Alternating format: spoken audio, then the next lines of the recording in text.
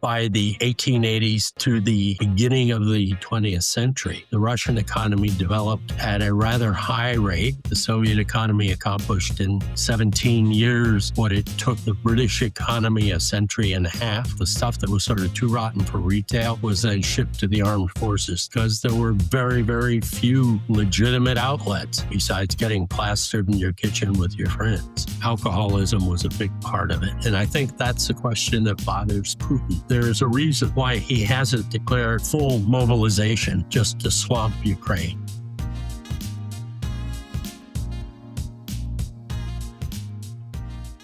If I want to understand the Russian economy of today, what time period and event do I have to understand first? Well, I think what's most important is the most recent past, and that is the Soviet system from which it emerged, from the rubble of which it emerged, and the process of getting out, which burned the psyche of a lot of Russians. The whole decade of the 90s was quite traumatic because you had a system that was profoundly not just non-market, but anti-market, anti any kind of individual entrepreneurship or initiative, which basically disappeared in a rush of self-interest by people who are in a position to take things, that is, regional and central Communist Party and security officials, and left the rest of the population to struggle with survival initially, and then the consequences of attempts to rebuild a sort of antithetical system to what they had.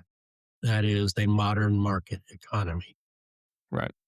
And somewhat confused by clumsy efforts of Western economists who didn't really understand how the system worked to make what are ultimately very correct suggestions, but with no idea how to go about making them sort of be realized without doing more damage than the good they would ultimately create. Right.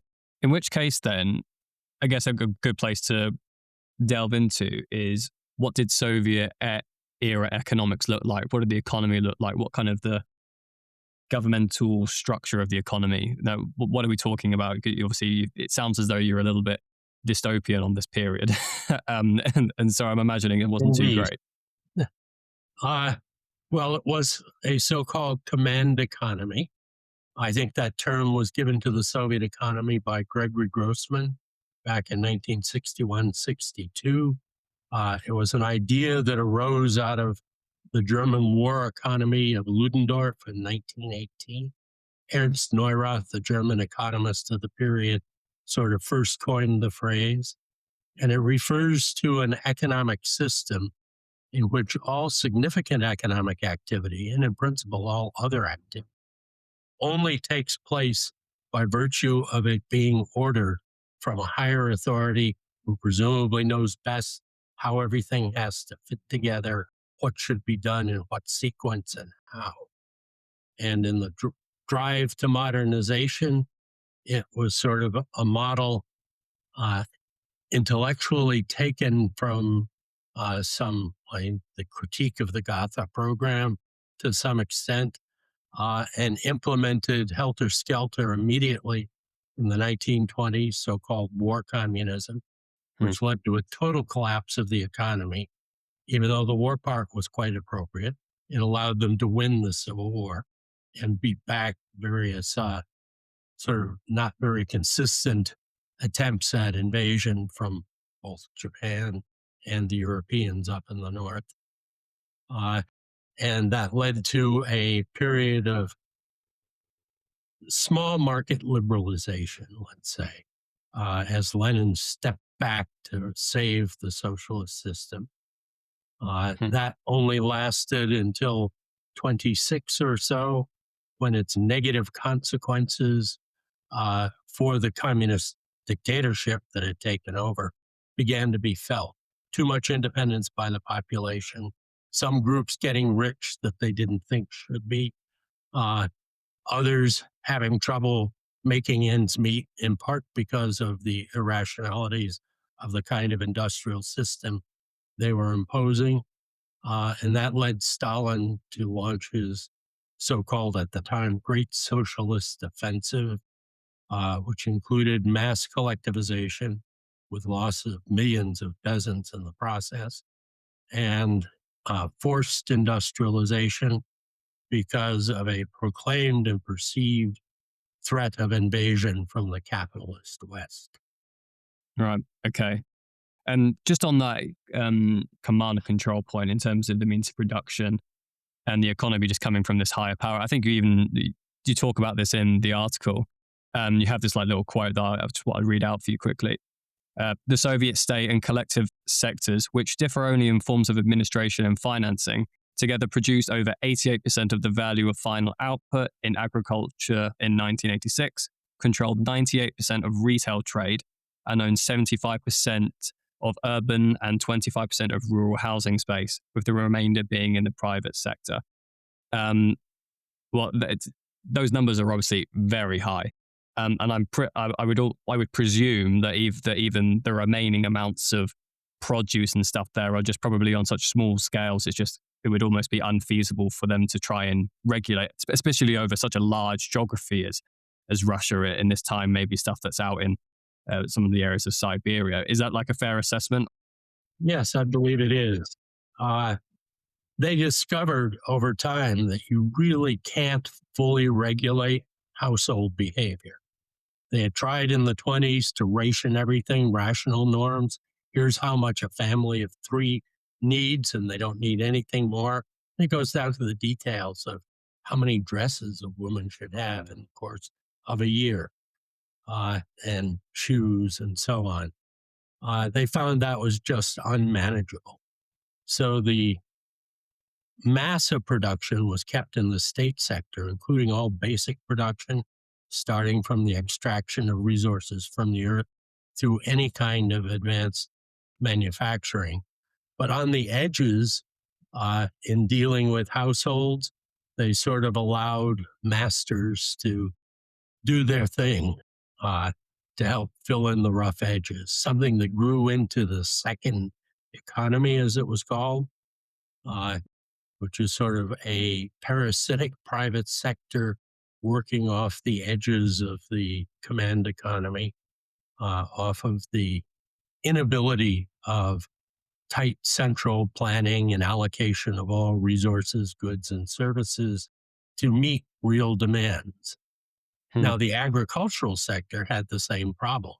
You had mass collectivization, taking an 80% agricultural population back in the beginning of the 20s down to about 45% by the 1980s, forced into collective farms that produced for the state. They delivered their output to state wholesalers who then distributed it according to plan to state retailers across the Soviet Union. But how do you keep that population alive and going? How do you provide even minimal incentives once the sharp edge of terror under Stalin was taken away? And that then required some kind of leeway for private activity. So you had the uh, peasant plots, 6/100ths of a hectare was the maximum allowed size, that were allowed to each peasant family, each household, to grow some food for personal consumption. They were allowed to keep like one pig, a couple of chickens, some regions, one cow.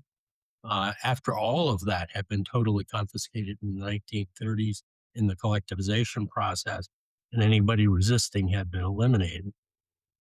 And this then led to a growing private plot sector that ended up providing like over half of the vegetables consumed in the Soviet Union because the Oh, state interesting. has just not yet planned vegetable production through its massive hierarchy of collection, allocation, distribution to stores, with the stuff being in any sense fresh.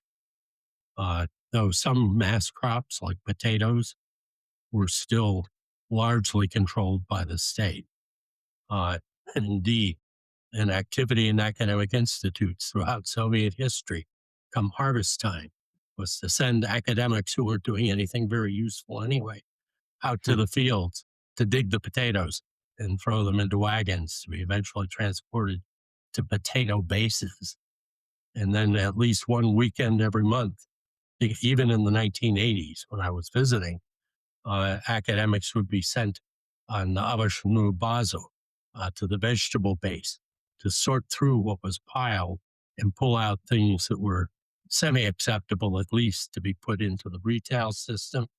And in fact, someone had told me at that point that the stuff that was sort of too rotten for retail was then shipped to the armed forces to feed the soldiers. So it Delightful. was a very dysfunctional, inefficient, wasteful in every sense system, but it kept the place going. It provided enough food, uh, although by European or US standards, it would have been largely inadequate. Uh, and it provided the necessary resources for the state to pursue its primary objectives, which were again largely military and security oriented. Yeah. And this Soviet era period, this is coming from what, post World War One up until what, about around 1990? Is that the kind of time frame that we're looking at here? Well, the system I describe in the papers is something that evolved through the 30s, first, second, and into the third 5 year plan when World War II hit. They left World War II having won at tremendous cost. Uh, and there was a period when Stalin reasserted total central control. But during that period, people exercised a fair amount of initiative. They, on their own, undertook recovery activities. Lots of small little activities were taken up. And like, I know one guy who had set up a small private business raising tropical fish because it provided something for the neighbors. He was eventually jailed for private enterprise when the local authorities took the time to investigate what was going on. Right. Those kind of initiatives sort of were then crushed after Khrushchev's thaw, which had allowed them to flourish for a while. And under Brezhnev, the system slowly tightened up, uh, tried a lot of experiments. They tried to introduce things to increase efficiency, but most of them had what they considered undesirable social and political consequences. Certain groups who took the initiative got richer than they should have been allowed to. Uh, and the distributional effects tended to favor the more entrepreneurial and leave the working class behind. Yeah. Which So, flies in the face of communism, at least in their interpretation of that right. ideology, right? And as a result, all of the various experiments were eventually reined in or shut down. One famous one in the mid 80s, uh, early 80s actually, Ujenko was an agronomist at a Kazakh state farm. As part of an experiment, he and four others, so five agronomists and engineers, were allowed to take a portion of the state farm and develop it as they wanted. The experiment had lasted almost 3 years. They managed to increase productivity and outputs by orders of magnitude over what the plotting state farm did on its much larger amount of territory. And they made an awful lot of money in the process. Hmm. So they were eventually arrested and jailed for making too much money ultimately. Right. So I guess the two aspects I kind of want to dive into here. I'll start with one and I'll go to the other. I get in terms of this command and control economy that you're speaking of. I'm imagining just to be able to, the administration resourcing must be really significant to be able to do this. It's very sort of top down. It sounds like there's a lot of bureaucracy involved in this. there's constant measures that you're having to put in place, evaluate what individual needs and output and all this kind of stuff. Well, there were dual hierarchies that implemented. Okay. One of them is the standard territorial administrative economic hierarchy, which had Gosplan and the ministries at the top, and had regional and then city and district uh, commissions all the way down, Soviets as they were called, or councils, which were the local governments that were responsible for local business. Parallel to that, you had at each level the Communist Party hierarchy, which held the real power at that level. And there you had your 3 to 7 secretaries of the party at the level, the more important the regional area for which they were responsible, be it a district or a city or a province. The more of them, there were more different kinds of industries. You would always have the first and second secretary. First secretary is the nominal boss of everything, basically. Second secretary was the KGB guy, the security guy that kept everybody else honest, and was the first substitute for the first secretary when he had to be out of town or do something else. And then the third, you'd have one then for propaganda and education, Prосвещение, enlightenment, as it sort of got combined. And then you would have for different kinds of primary economic activity. If it's a rural district, you have the agricultural secretary. If it's a factory district, then you would have whatever a secretary for that kind of industry, whether it's machine building or road equipment or equipment for the milk and meat industry. Uh, there were by the end some 46 ministries. At one point, there were over 80 economic industries, showing how they sliced and diced the complex economy and were trying to attempt to control it top down through these structures. But at every level, to keep the structures honest, you would have the party overseeing with the right of intervention Hmm. and the right indeed to change the plan, which was otherwise with the force of law. You're ordered to produce so many ball bearings in that industry in a certain period. It was a criminal offense not to do so. But if it becomes objectively impossible, oh my God, the source of these components was just put under by a big earthquake in Tashkent, something like that. The first secretary of the party organization could override that plan and get you a pass as long as you did everything possible, obviously, visibly, to pursue the plan and do the best you can. Right. Okay. So, It's a I mean, very personalized structure all the way down. yeah, right. I see. I mean, you're painting a very bleak image of of the Soviet era economy and just the country as a whole. How is it faring in this time period compared to other? I was about to say comparable countries and regions, but I'm not really sure there is a comparable country and region given the size of the country, the culture, and all this kind of stuff. But during this period, are there any other command and control economies that are maybe doing better, maybe doing worse, maybe doing similarly? And how are like the Western, or I would imagine the Western economies were doing quite differently. How are they looking at during this time period? Well, as far as the rest of the world knew, they were growing quite rapidly and developing rapidly all the way into the 60s when information began to leak out. Things were not as rosy as their official statistics portrayed. Oh, so they're faking the statistics to the rest of the world up until sort of 60s by the sounds of it. Well, they weren't really faking it, but they would hide things. And indeed, if Okay. something was used against them or to argue that there was an inefficiency in the socialist system, that data series would disappear.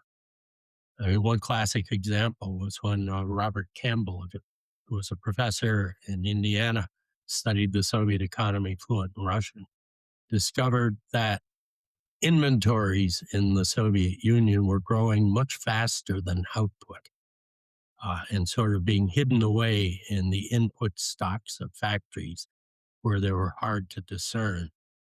Uh, and shortly after his article got published in the American Economic Review, I think that's where the outlet was. They shut down that line of statistics. So those data weren't reported. When deaths started rising, in some good part due to alcoholism, they cut out that statistical series as well. Anything that, as the statement went then, did not properly reflect socialist progress disappeared. Yeah. Sorry, you mentioned there that deaths were rising at one point in this period, but specifically because of alcoholism. It wasn't because of like famine or like it's alcoholism specifically. Well, it depends what period you're talking about. Oh, There was sure. Yeah. clearly Yeah. famine back in the 30s, some of it imposed for political reasons. Ukraine and Kazakhstan, where there was still some lingering local resistance to communist rule. Right. By the time you get to the late 1950s, 1960s, uh, alcoholism was a big part of it. Hmm. And it's because there were very, very few legitimate outlets besides getting plastered in your kitchen with your friends. And alcohol was kind of cheap, 3 Yeah. ruble for a half liter. Is that See, the questions I think I have on that are more about psychology then, so I'm not sure that you're going to be able to provide maybe too much insight on it. But I almost imagine that with this kind of command and control style economy that's focused around communism, to have that level of alcohol deaths, it almost like seems like a bit of a disease of despair in many ways. Like people don't feel that they can maybe progress, they can change their lives, improve their outcomes, and it's almost they can't maybe pursue certain things that they want to, move around as they see fit. They don't have control over their own lives. Um, Well, through the 50s and 60s, people perceived an improvement in their lives. When you okay, think about starting out in 45 to 50 with absolutely nothing, everything destroyed, you're just out of the war, right, it didn't take a whole lot to generate a steady fair. improvement. And they No, that's claimed fair. so the availability of goods and services went up. As far as they knew, they were doing as well as anybody in the world, even though in terms of consumables, they were falling increasingly far behind uh, virtually every Western, even socialist oriented kind of economy. A lot of other economies tried to implement some forms of central planning to speed up development because of the apparent miracle of the 30s, when, as one observer put it, the Soviet economy accomplished in 17 years what it took the British economy a century and a half in terms of industrialization. Now, that happened 2.5, 3 centuries earlier in Britain, different technologies and so on. But still, the forced development model was all the rage in the 50s. Raoul Prebisch and so on, various development economists, particularly in the third world, in India, looked to do central planning as a way to break out of underdevelopment.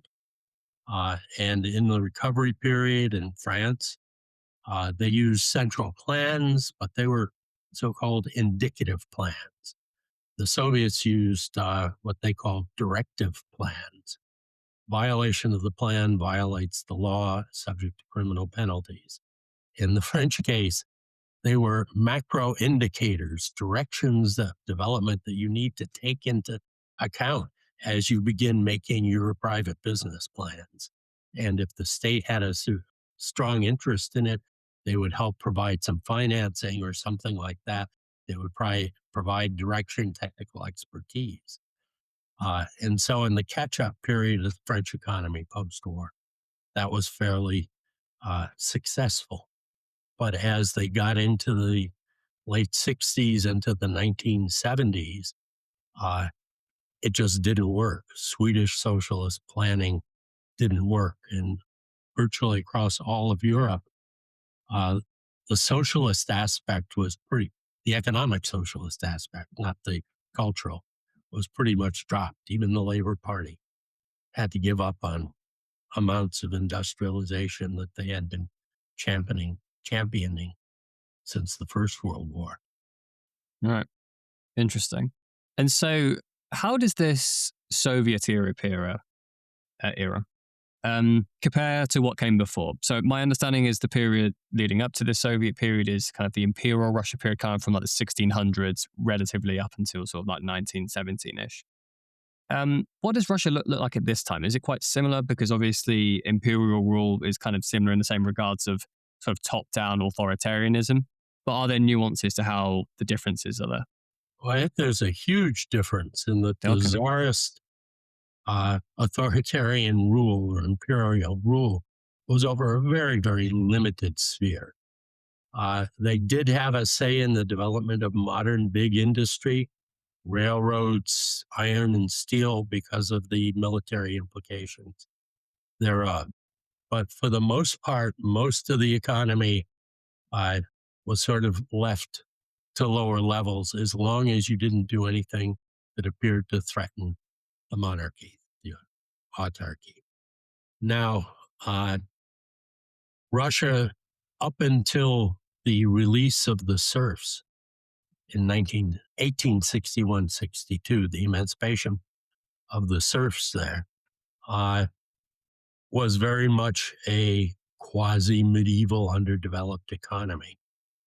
That, by the 1880s, uh, had allowed enough initiative to be released that one might consider Russia a developing economy, a modern developing economy of the sort that Rostov wrote about in his stages of growth.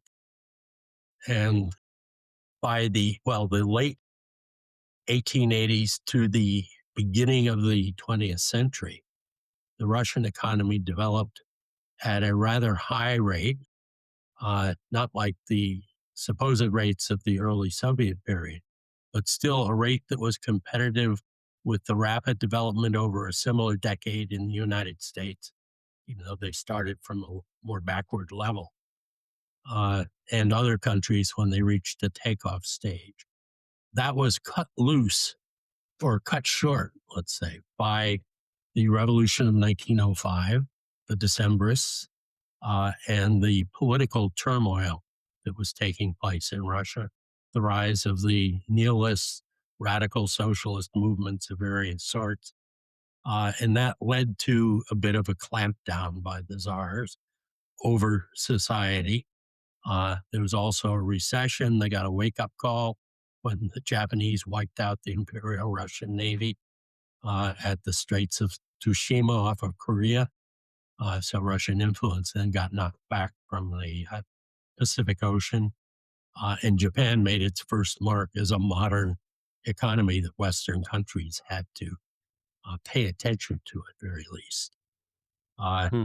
and up until World War I started, the Russian economy was still underdeveloped, was still 80% agriculture. Well, the population was 80% involved in agriculture, but it had a modern sector, including some of the most advanced steel production plants in the world, partly because they were built by the British and the French built the railroads, and it was all on borrowed money, so to speak, and the fact that they were going to make money off of it. But they got the latest technology in sectors that they created from scratch.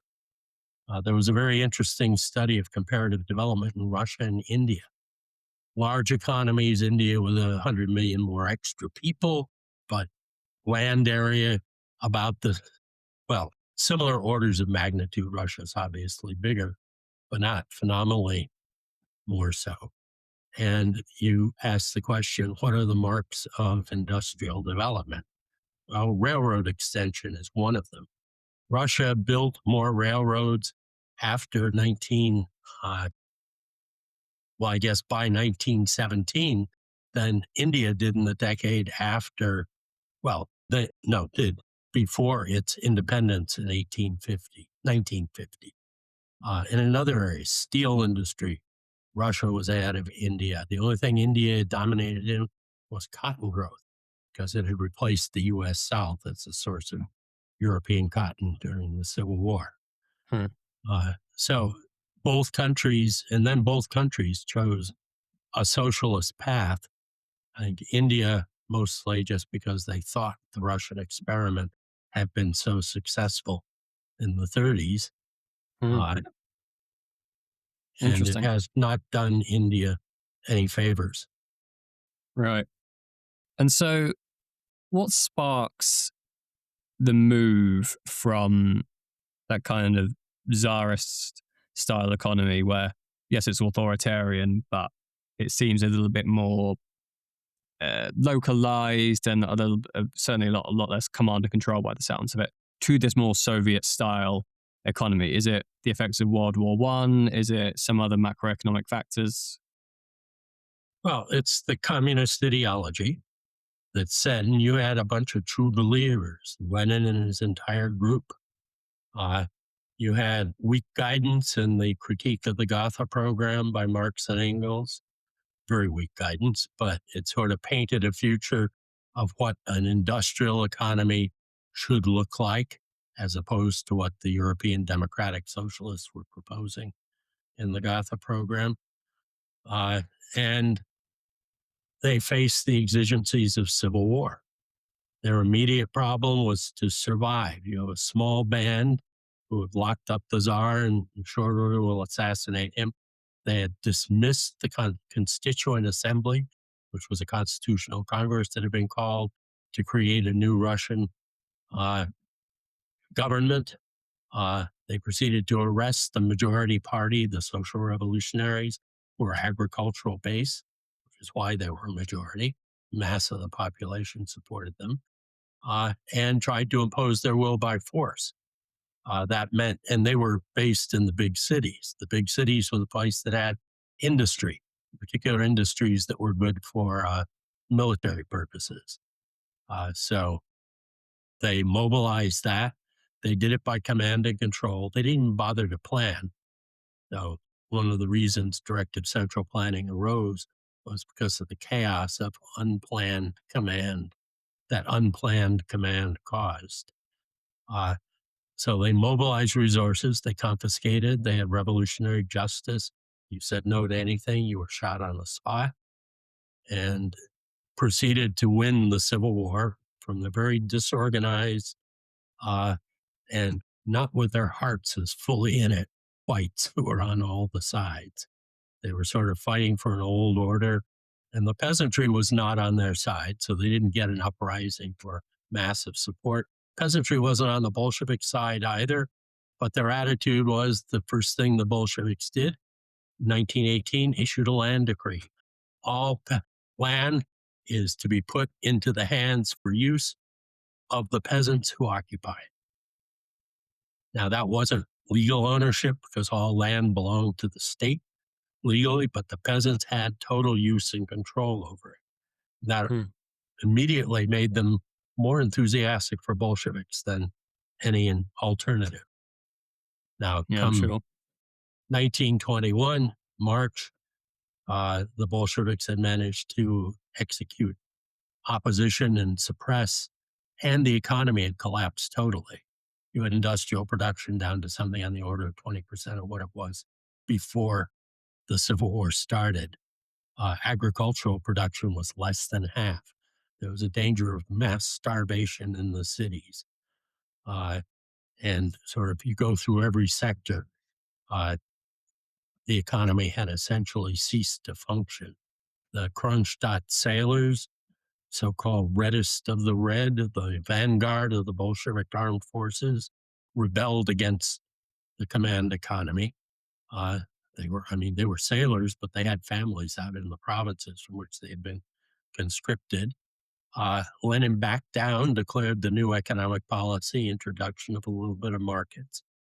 Uh, and after they surrendered, thinking that they were going to be given amnesty, had them all executed, which was consistent with the Bolshevik approach.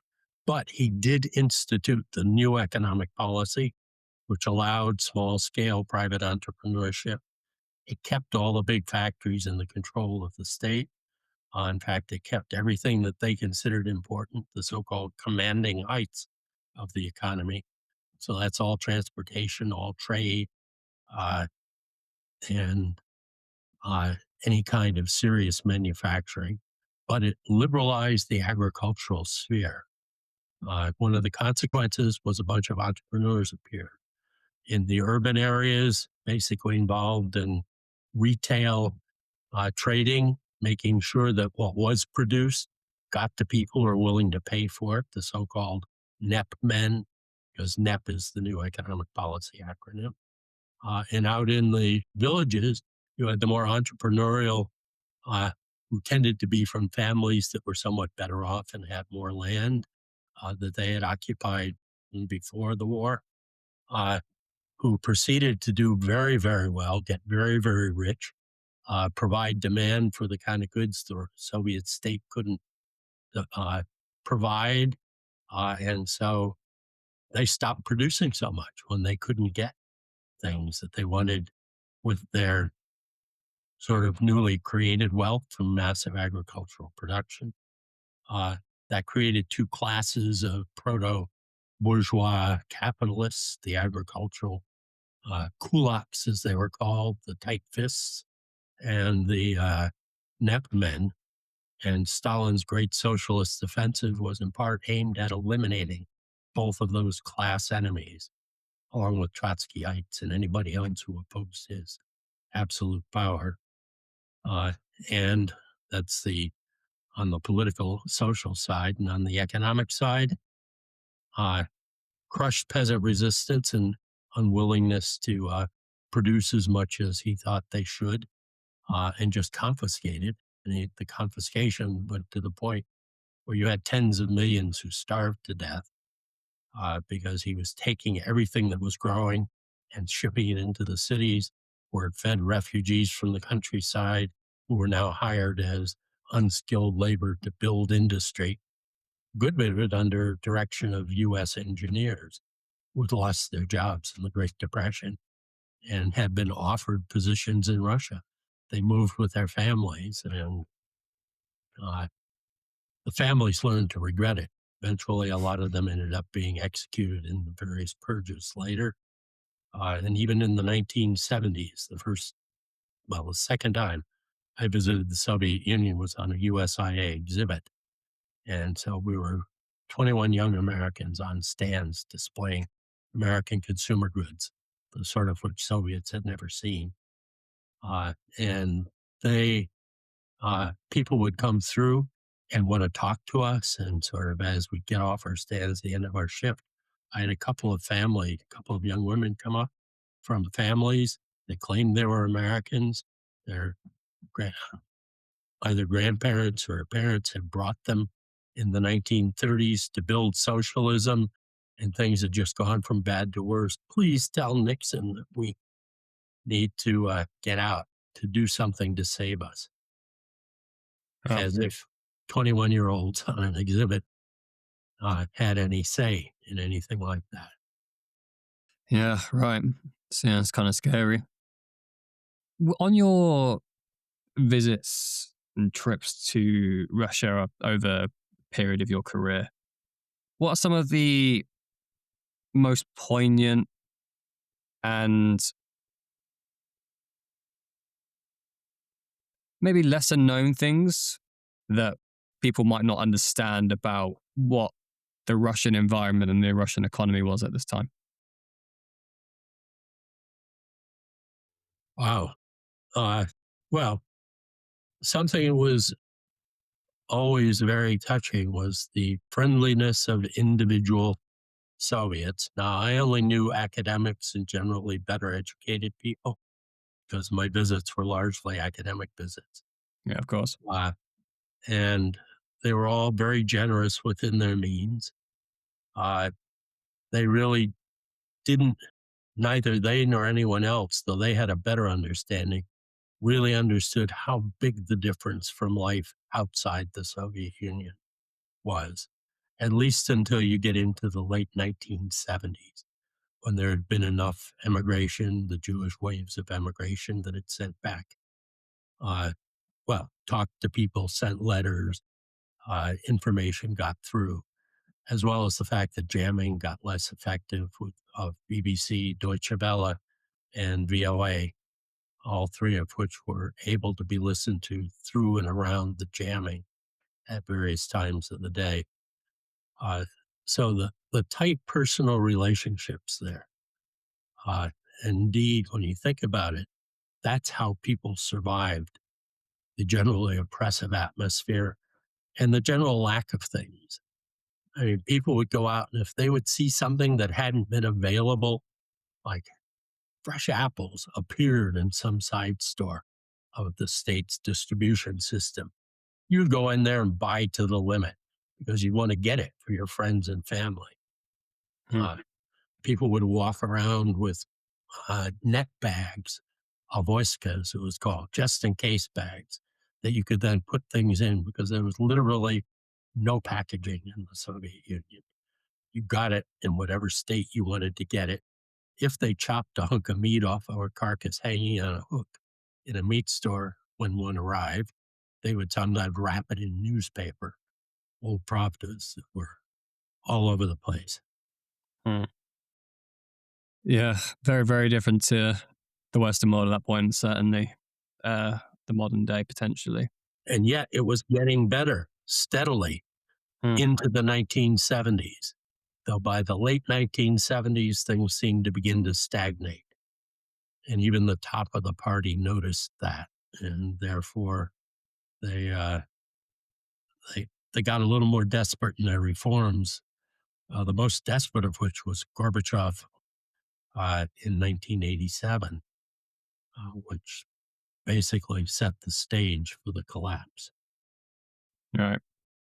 And so the collapse of the Soviet Union, paint me a little bit of a picture about what the environment looks like at the time.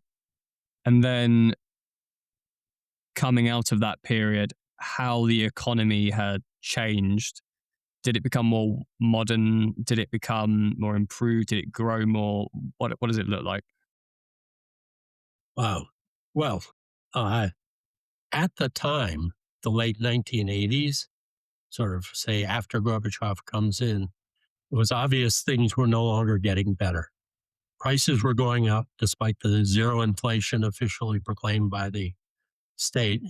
You would have various forms of hidden inflation or repressed inflation, basically reflected in growing shortages of everything, random appearances, difficulties getting what at this point a lot of people considered to be needed for a normal life, particularly since they were now informed better about what was available in the West. And so there was sort of growing frustration. On the side of that, there was an awful lot of fiddling. I mean, the second economy became pretty much ubiquitous in everyone's lives by the mid 1980s. Everybody had some kind of a side hustle. Academics would join work crews, construction crews, to go out and paint fences, paint walls. You'd have private people who would lift some of the equipment from their formal place of employment so that on Sunday they could go out and repair toilets and do various kinds of other uh, mechanical work for people who were willing to pay it for it in the population. You also had, there was always a difficulty of getting cash. There was no real money in the Soviet Union. Money was handed out in wage packets, and when it went back into the retail system, it disappeared. There was no closed flow, no certain amount created. It was a chit that allowed planners to account for how things were moving in the economy because they would get it back. Shoe store sells shoes, the money will come back from that store, be confiscated back into the budget, and that's it. And it would disappear from money available, though that factory would still be paying wages and that would be putting money out again. Uh, Hmm. it's something of an aside. At this point, vodka had become, particularly outside of the big cities, where there was a lot of cash flow going on, chip flow, let's say, uh, it was hard to find. So there was a tremendous amount of bathtub vodka being made. Uh, you had villages had depopulated. Anybody who could got education, got permission to leave the farm. And I should note throughout the Soviet period, everyone had an internal passport. Hmm. It said where you live and put limitations on where you could go. Peasants out in the collective farms and the state farms did not get passports. They were forbidden to travel outside of their home village or town uh, without getting special document, a special permission to do it. Uh, so that they were pretty much tied down to the land. Well, what you get out of that is you go to become a trained agronomist in some nearby city. And so you get into the institution. It gives you an internal passport. And then you use that training because there was always a shortage of labor everywhere. It was probably the one thing that was scarce in the Soviet, most scarce in the Soviet economy at the time, and most highly valued because reserved labor at a factory allowed you to engage in surge production when you had to meet a critical deadline to avoid everybody being punished. So-called storming phenomena toward the end of a planned period. So Hmm. people would leave. By the 1980s, your canonical village uh, resident was a retired woman somewhere in her 60s who couldn't do anything like maintaining the windows or the roof or whatever, because you're approaching the end of your life in Soviet lifespans. And so you had to get somebody to come out and do that stuff. You don't have any real income. You're in the village, you're on a collective farm. You get enough to feed yourself, and that's about it. So you use some of that stuff to brew vodka. Uh, Now, there were some anomalies in the bizarre pricing system. Necessities in the Soviet Union were priced very, very low, well below cost. Indeed, you could buy a loaf of bread for less than it costs to produce it by any kind of an accounting, and for Okay. less than the grain that went into it. So peasants who had a pig or some chickens or anything else that they were trying to, an animal in their private plot, would buy already baked bread that had lots of labor value put into it, lots of resources put into it, energy used to make it, and so on, and feed that to their animals instead of just getting basic grain, which was more expensive. Which is a backwards, economically inefficient way It to do makes that. absolutely no economic sense in Yeah. terms, but there was no such thing as equivalence of value in exchange in the Right. socialist economy. It was what was needed was ordered, produced, and given, and what they thought you should give back while maintaining your standard of living was demanded of you. Yeah. Well, I suppose that's the problem with, well, at least one of the problems with these kind of communist systems is that how do you determine exchange value? The capitalist system, you know, kind of self-corrects for these kind of things because ultimately it's driven by demand and supply and all Yeah, these other aspects. And so, but when you have a command control economy of this kind of, and how any of much? those private transactions are criminal. Mm, Then even if there is sort of a real value revealed in a transaction, it can't be spread, it can't be known about, or those who engage in it aren't going to be doing any more transactions. sure. So how does this transition into the modern day? What does the Russian economy look like in the last sort of 20, 30 years? I can't imagine although I imagine there's a lot of socialist structures still there, I find it hard to believe it was still this command and control. So what does it look like today? Has it become more capitalist in its nature, or does it holding on to some aspects of the past quite significantly? Well, the answer is all of the above. Uh, I mean, first thing to realize is that it went through a period of near total collapse in the 1990s Right. when the radical reform tried to just get rid of the old system. Well, the old system fought back. In Mm, particular, the major factories which produced most of what the Soviet Union produced. I mean, a key statistic is look at number of business operations, how many companies there were. There were about 40,000 industrial enterprises in the Soviet Union. In any market economy, there are hundreds of thousands of them. Soviet ones were big monopolists across Hmm. multiple lines of product. Those guys weren't going to shut down.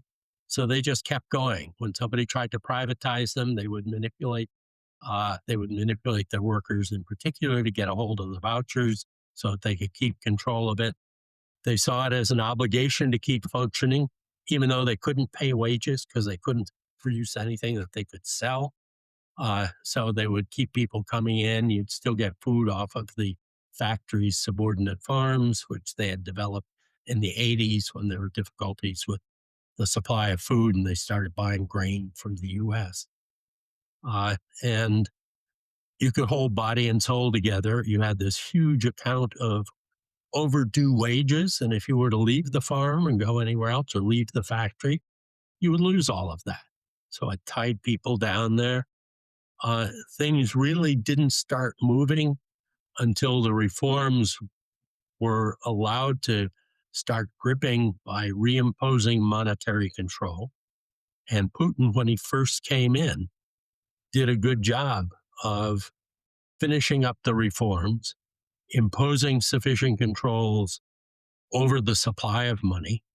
And for a long time, money remained a fiction because it could be printed at will by central banks of any of the 14, well, at that point, it was 12 SNG countries, the uh, Union of Independent States, as they were called. And so it was basically worthless. Uh, and it led to massive inflation, near hyperinflation in Russia through much of the 90s. And until financial discipline was imposed at the end, and some serious economists got appointed by Putin to the central bank, to the Ministry of Finance. And they were generally reformers at that stage, even though they've now all been retired. But that led between 1999 and 2008, when 2009, when the world crisis that came out of property issues in the West hit Russia, to average rates of growth of 8 to 9% per year. Yep, So it good. was a phenomenal recovery. And a good bit of it was entrepreneurially led by people who were bringing in Western technologies and totally changing the obsolete production structure that was frozen in place by the Soviet system. Yeah. Improving capital, improving knowledge bases, increasing productivity, all these kind of things. Improving the management of industrial facilities, getting rid of Okay. old Soviet practices, getting rid of old Soviet labor relations, cutting back on unnecessary bodies in the factory. Khodorkovsky, who spent 10 years in jail after Putin forcibly seized him on a flight to Siberia back, what was that, in 2005, something like that. He took Yukos, an oil company that was horribly inefficient, though it sat on lots of reserves, modernized it so that it went from a massive money losing resource company, which is hard to conceive of in a market system, into a highly profitable one, which met modern standards of productivity and so on, made himself fabulously rich, and then tried to use that power to support political forces, which, had he succeeded, might have led to, well, could have led a couple of places, but one of the directions might have been a more democratic, more diversified political structure, as he's supporting some opposition. Or he could have just bought the whole thing. Putin Hmm. wasn't going to let him, in any case, try that experiment. So his attempts to interfere in politics, avoid the agreement that had been reached in 2002 with the oligarchs by Putin. And so he got locked up. It was a lesson to the others. Most of them left. A few more were locked up uh, and had their lawyers locked up, and a number of them died in jail, things like that, sort of like Navalny is gone. Yep. But in any case, it was people like that, the oligarchs in the first instance, who became oligarchs because they turned out to be highly successful businessmen. Now, a number of them had advantages. They were children of the elite, like Potanin, that is, of Communist Party officials near the top. And so they had education, they had had access to Western books, they knew more about the West than most people, and they felt sort of protected because their families were in position of influence, uh, and you could sort of buy protection. There was this half decade of uh, serial killings that took place in the 1990s as various business and criminal groups fought for control over old Soviet assets that they could then proceed to use to create wealth for themselves. Eventually, the state security services won that war uh, with one of their leaders at the very top, aka Putin. Right. And at that point, you finished the Gaidar reforms and a few other reforms from the 1990s, and the economy took off, highly integrated with the West. Lots of Hmm. Western capital and technology. A number of Westerners getting rich in ways that sort of rubbed ex-Soviets the wrong way, and a Yeah. number of people who they considered not very nice inside Russia also getting rich. Hmm. Even with this eventual intervention and change and reform that goes on in Russia, from what I can tell, looking at sort of the mix of the Russian economy, it's still incredibly resource driven by the looks of it. You know, crude Indeed. oil, coal, gas, gold, minerals. These are all things that are And right at the top end of like, you know, what their exports are and their economy mix. I think total services is, you know, a relatively small portion of their economic output, at least in terms of exports. Domestically, it's obviously financial higher. services have grown to be quite a large part of the economy, Oh, okay. on So is par that an with area that has European. grown quite well? Uh, Other kinds of business services are also growing. Consumer services, much less so, although real estate was one of the booming sectors as they gradually loosened state control over property. Hmm.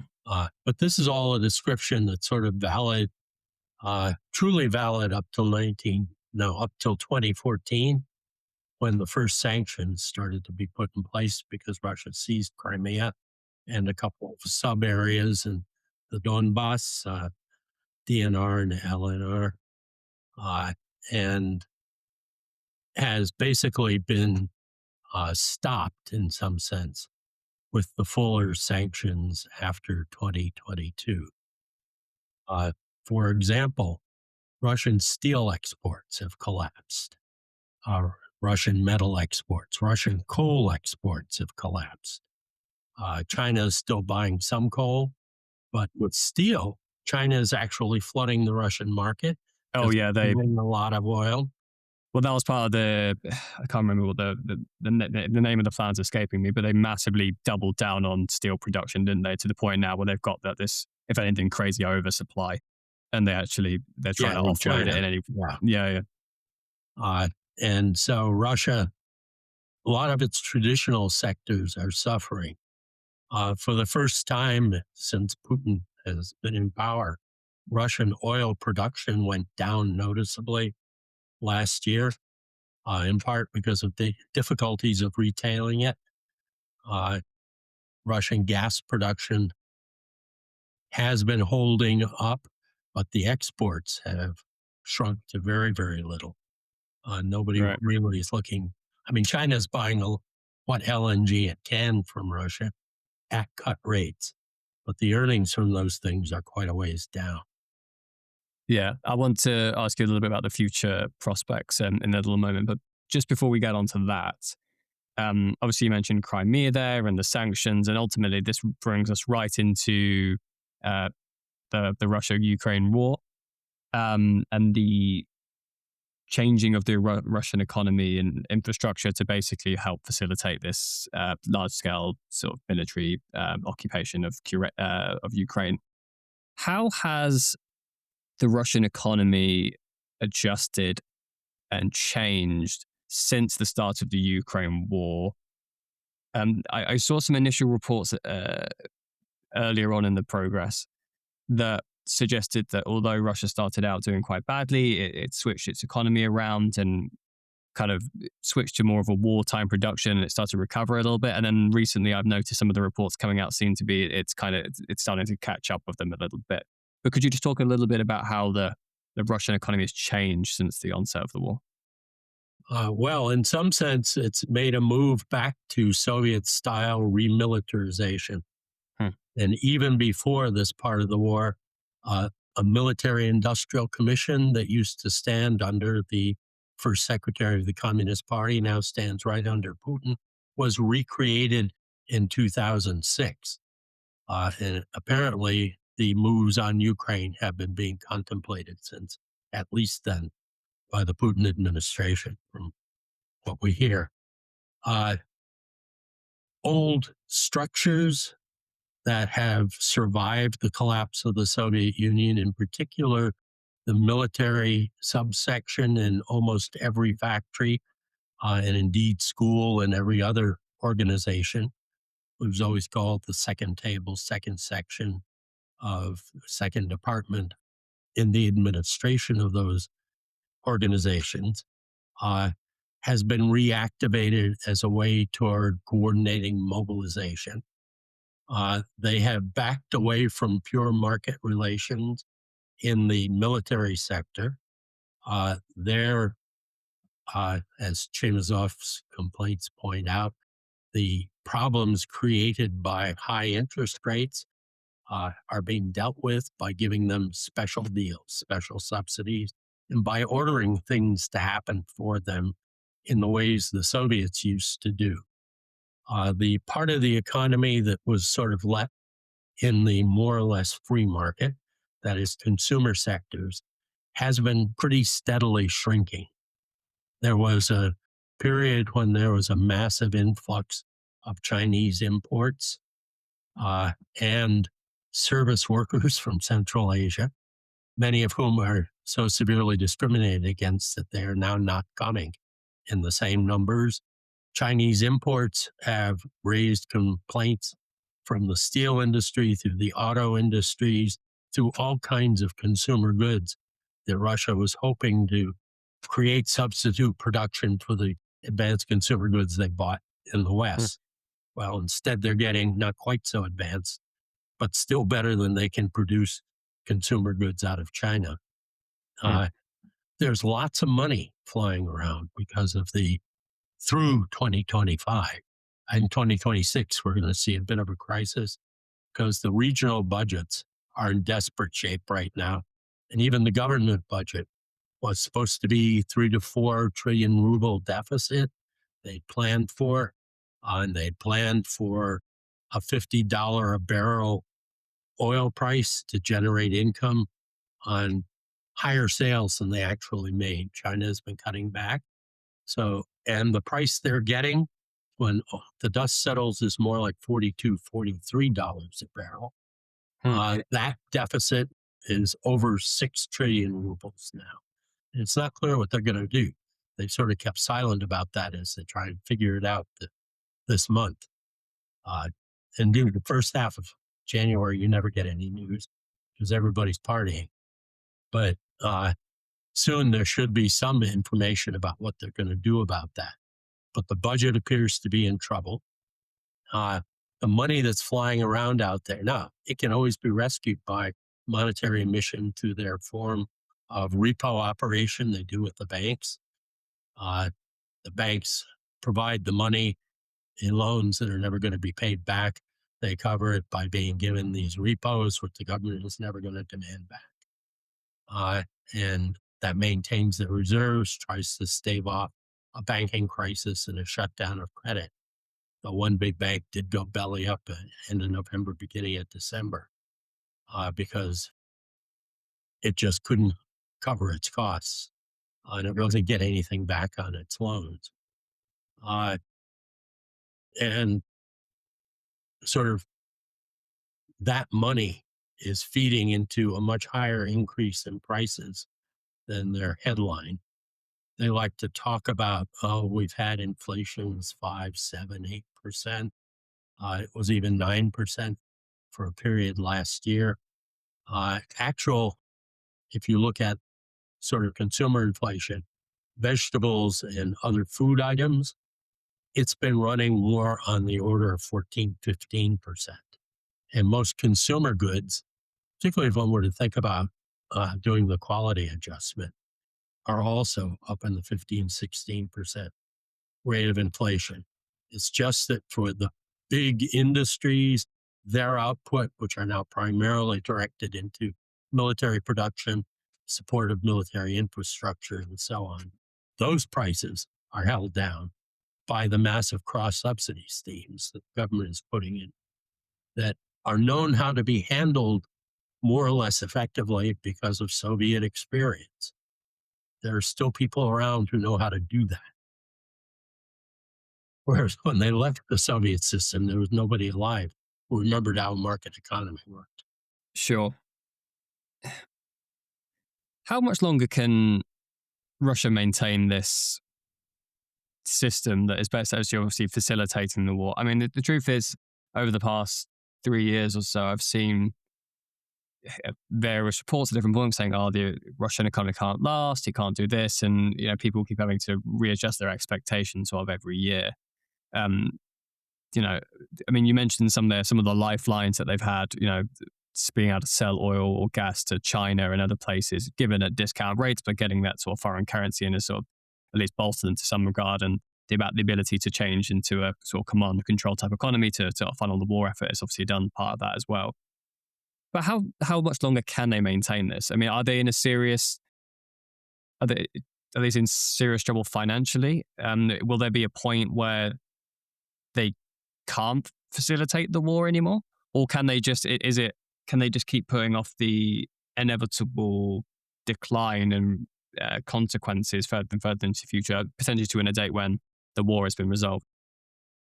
I think the real issue is how much of a collapse in standard of living is the mass of population willing to accept? And I think that's the question that bothers Putin. There is a reason why he hasn't declared full mobilization just to swamp Ukraine. And he's afraid of the political consequences of that. Uh, I mean, it was as in early 90s, 1991, there was fear of 1917 type food and fuel riots in the major cities, which was part of the reason they pushed rapidly ahead, do something to try and deal with that.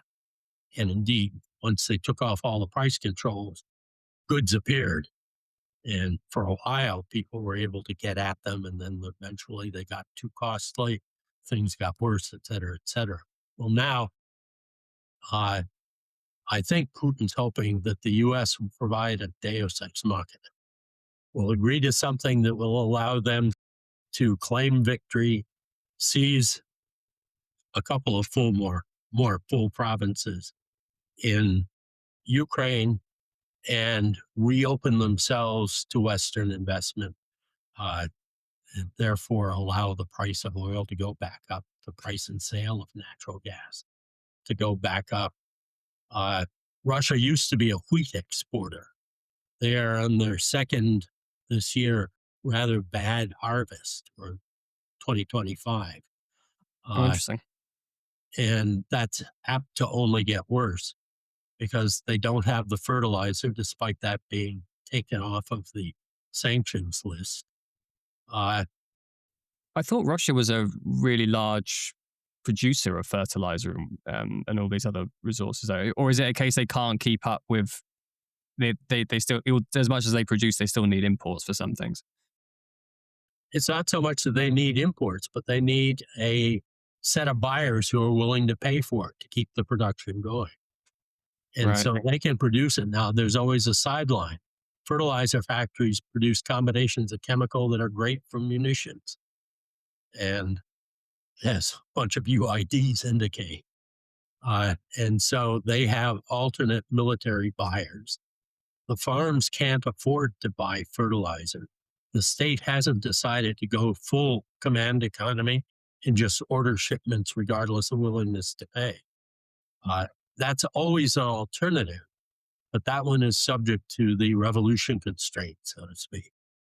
It may not be, it may not sell to the population. And so far, the war, because of lack of outside information by and large, has sold successfully to most of the population. Right. Okay. So, in a hypothetical world, next year, the Ukraine war wraps up. Russia's able to reopen its economy to the world. It's able to stabilize the ship. It's able to do all these things and sort of starts again to look into the future. Looking at the Russian economy over the next 50 years of what it could look like. I mean, we mentioned this before. It's incredibly resource, at least in terms of its exports, resource driven. You mentioned some increases in service sector stuff there. But ultimately, with those resources, they are finite. They can't last forever. And so ultimately, there is maybe a concern there about the sustainability of the economy moving forward. What do you think the Russian economy looks like looking out into the future, 50, 60 years down the line? Are they able to supplement those sectors with things like financial services that are even potentially even a bit more value adding and boosting to GDP than potential wheat production and other things? Well, almost anything can happen in 50 years, you gotta say. But I mean, I think their horizon for making decisions is much shorter than the fossil fuels will last in the earth. And we've had predictions of peak this or that in terms of energy production for the last 40, 50 years. Ever since the 1970s, people have been proclaiming a peak right around the corner and then a rapid drop. Uh, Two things work against it. One, technology is going to change. And so it will always, well, I think you're going to see less of that being needed, but Russia is still uh, a low lift cost source. So if the world demand for oil goes down 50%, which within 50 years is more than conceivable, then they might be the best supplier for that. They're apparently at this point uh, better than Saudi Arabia lifting. And U.S. had a fracking boom based on lifting costs that require a barrel to be at least $39, $40 for us to maintain it. I think they could go down to $12 to $15. Hmm. Now the government's taking a lion's share of whatever they earn from it at this point. So they have not been investing in it. That's going to be a problem. They will probably feel a need to do massive investment in the energy industries just to recover and be able to grow output. They're going to require massive investment in virtually every capital category. The railroads are living on shoestrings right now. The hydro projects are getting old and haven't been properly repaired. Urban infrastructure, particularly the co-generation of heat, is collapsing. I mean, last winter, there were some dozen cities that spent weeks without any heat. It had nothing to do with Ukrainian attacks. It's just that the old pipe systems that pushed the co-generated heat from the electric plants blew open. Hmm. Pipes died, and sometimes in several places, more or less at the same time. And they don't have the repair facilities. They have a desperate shortage of workers in those kinds of areas, because those kinds of repair and maintenance workers with technical skills are highly valued in the armed forces. So they have been disproportionately either drafted or enticed with what used to be 2.5 million ruble bonuses. In the last 3 or 4 months, A number of provinces have not been able to do that because they've run out of money, literally. And a number of them have stopped paying their teachers and medical personnel who are all on municipal budgets. So Mm, wage arrears are appearing in the urban sectors of some of the outlying provinces, not in Moscow, which is the center and source of all money. Uh, and so it's not something that gets noticed so much unless you look at what is it, Telegram, uh, to see what's being complained about in the various provincial areas on channels like Astra. Uh, so I mean, they're going to need massive investment just to come out of this war and catch up somewhere within hailing distance of any technological frontier outside of the pure military. And even in the right. military, they know how to do it, but they don't have the components or the capacity to build the components needed for truly modern military equipment. Uh, so Yeah, it's going to be very interesting to see. they're going to definitely have to shift to more knowledge intensive kinds of production, but that's going to require a truly phenomenal investment effort, probably world investment in there, which isn't going to happen as long as you have a Putin-esque regime, uh, kind of paranoia and unwillingness to share the fruits of Russian resources. Yeah, certainly. It's going to be interesting to see how that ends up shaking out. Richard, this has been a really great conversation. I really appreciate you taking the time to join me. Just as we sort of round out the conversation, I was wondering, is there something that the general public maybe aren't as generally aware of, either about Russian history or the Russian economy at large, that you think would be valuable for for them and the wider public to be more aware of? Wow. Uh, well, there are a number of things. Among other things, the commitment of Russian elites to the greater Russian idea. And I think most Americans tend to think that, like Trump, that there's a deal to be made Hmm. and that, yeah, they'll get reasonable. We'll just have to offer them sort of the right combination of inducements. Right, Bryce. And I think they're, yeah, the right price in some sense. But I think there is a ingrained mindset that, I don't know, maybe people like Richard Pipes, the historian, could trace it back, or Keenan, uh, Ned Keenan, who was also a Harvard historian, could trace it back to the open steppes and the Scythians and the immediate aftermath of that, particularly the Mongols, that sort of uh, feels the need to keep the Third Rome whole and strong and in control of its patrimony. Hmm. Right. And it's that sort of,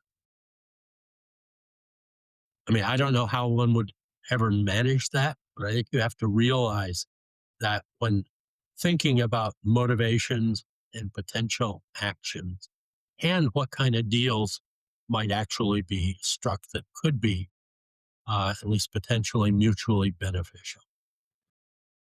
Yeah. No, I think that's really interesting. Richard, thank you very much for your time. It's been a pleasure. Well, thank you. This was fun.